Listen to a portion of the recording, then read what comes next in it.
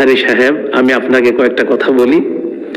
বিফাদলিল্লাহি আলাইকা আন তুতালিআ উসুল আল ইফতা ওয়া উসুল আল ফিকহ, খাসাতান আলাইকা আন তাকরা উসুল আল ইফতা আল্লাযী আল্লাফাহু আশ-শাইখ মুফতি তাকি উসমানী হাফিজাহুল্লাহ, ওয়া আলাইকা আন তাকরা উকুদ রাসম আল মুফতি, ওয়া আলাইকা আন তাকরা आप कैसे फतवा दे الذي ألفه شيخ الحديث سعيد أحمد بالنبوري حفظه الله.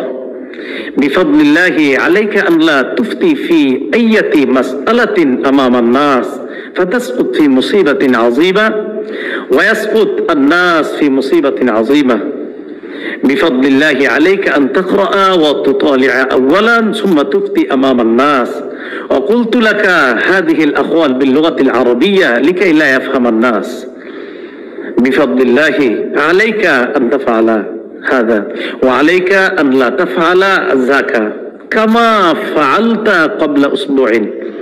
بفضل الله أنت مفسر، أنا أعلم هذا جيدا، أنت لست بمفتي ولست بأهل الإفتاء، فلذا لا تفتي في أي مسألة، عليك أن تفسر، عليك أن لا تفتي.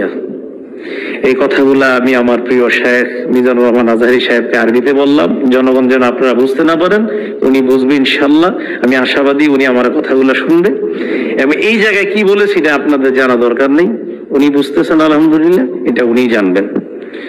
প্রিয় আজহারি সাহেবের কাছে এবং সারা পৃথিবীর ওলামায়ে কেরামের কাছে আমার আরেকটা আবদার, যে বিষয়ে আপনারা পণ্ডিত, আমরা শ্রোতা যারা আছি ওই পণ্ডিতকে ওই বিষয়ে আমরা প্রশ্ন করব। যেমন আমাদের প্রিয় আজহারি সাহেব মাশাআল্লাহ কোরআনের একজন গবেষক, তা আমরা তাকে কোরআনের বিভিন্ন বিষয়ে প্রশ্ন করতে পারি।